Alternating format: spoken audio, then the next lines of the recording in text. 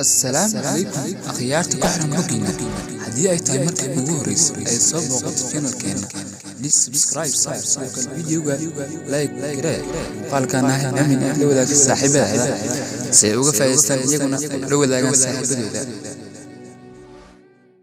السلام عليكم لما صاحبك وحي يوتيوب كيستوما تكنيكال ولكن عبد المسلم محمود oo maanta inoo wada muuqaal cajiib sida muuqaalka aad ku soo aragteen thumbnailka torate waa sida loo jabsado keep safe soo marka horta maxay tahay faa'iido ay leedahay keep safe jabsado video okay tusaale waa kana keep safe aan ku hadlayno waa kana okay kan waad gashay password ismaqaanid laakiin si waxa kaaga jiray xog aad u muhiim ah ayaa kaaga jirtay adigana ma garanaysid soo marka waxay qasab ku tahay inaad marka يعني حقتاس أي كارنت أد إلوده مركب ما أنت واحد كوا يصير عالمية عن تنا كان سوق من إن شاء الله سمعت تنقل أوكي حقتاس واحد تاي إن هدي وكيف سيف كان بازوركس على قويسه إن في فوز كوني كرتو أوكي عبد المسلم محمود لا سيف أوكي مركب أنت نقول بالفعل جيوان شير قرية لا قرية تنا كان أكيد من سبسكرايب شرطان سيدا كرتون أي نعم إن بوقت تنا كان لبان اللبات ويدك أرتاح سمالي لكن فيون description ka umbuyaal ma fahanteen marka gudaha inuu galayna okay keep safe ka hada ku sheego midkan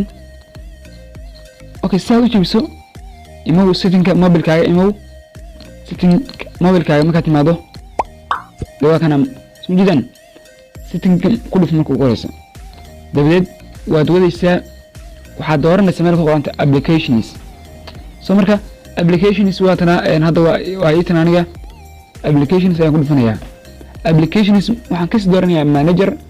application oo taa u koreysa application manager ayaan ka dooranayaa dabadeed waxaan dooranayaa wixii aan u baahnaa inaan markaas aan sameeyo intaan dhan waa application laakiin maxaanu doonaa anaga keep safe ayaynu doonaa sama okay ku dhufo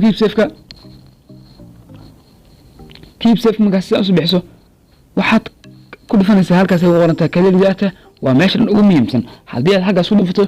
keep safe kaaga markii password ay ku weydiin laakiin waxa aad wuxuu ku weydiin doonaa insha Allah password cusub u sameeyay ayaan ku oranayaa okay bal aan dhufano clear data